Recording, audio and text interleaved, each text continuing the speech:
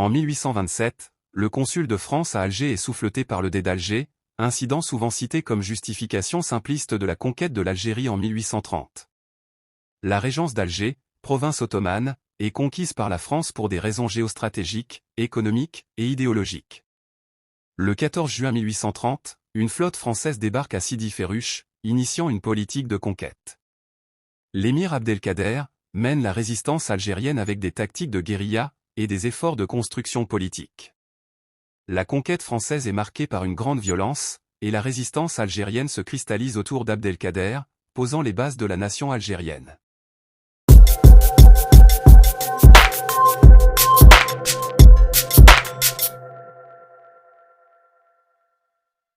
L'incident de l'Éventail. À Alger, le 30 avril 1827, le consul de France, Paul Duval, reçoit un soufflet d'un chasse-mouche en plume de paon par le dé d'Alger. Cet affront diplomatique est souvent présenté comme la cause de la conquête de l'Algérie par la France en 1830, bien que cette explication soit simpliste et incorrecte.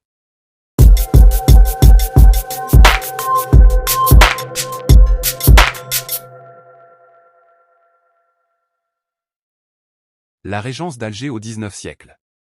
Au début du XIXe siècle, le territoire correspondant à l'actuelle Algérie est une province ottomane depuis 3 siècles. La régence d'Alger est dirigée par un dé à Alger et 3 bey à Oran, Titri et Constantine, formant une organisation politique unique.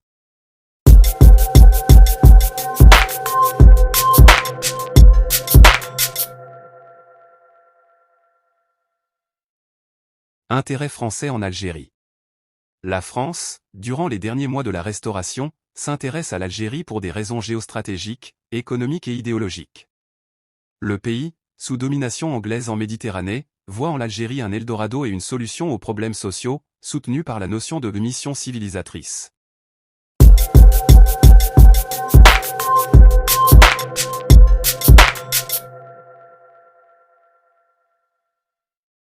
Début de la conquête française.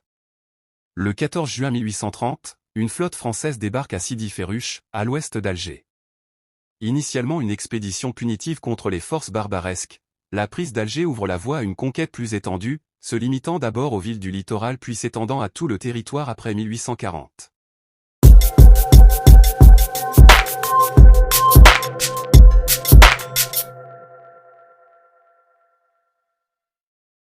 Résistance algérienne, l'émir Abdelkader.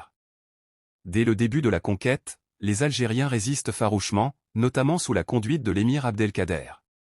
Né en 1808, il prône le djihad contre les envahisseurs français, et utilise des tactiques de guérilla pour harceler les forces françaises, devenant une figure précurseur de la nation algérienne.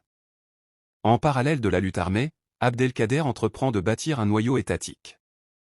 Il fonde une capitale à Tagdan, crée une monnaie et établit un système juridique, administratif et fiscal, unifiant les populations algériennes contre l'occupation française.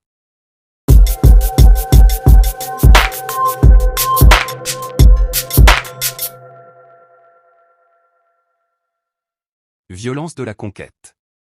La conquête de l'Algérie par la France est marquée par une grande violence, comme l'a écrit Victor Hugo en 1852. Les razzias, décapitations et enfumades terrorisent les populations civiles. En juin 1845, les enfumades du Dara par le lieutenant-colonel Pélissier provoquent un tollé en France, mais ne suffisent pas à stopper la violence. En 20 ans, plus de 400 000 Algériens périssent face à une armée française mieux équipée.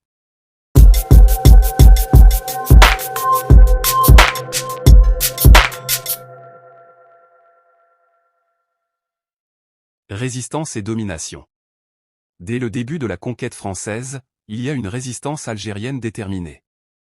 Cette résistance est le pendant de la domination française, comme l'explique l'historien Alain Ruscio.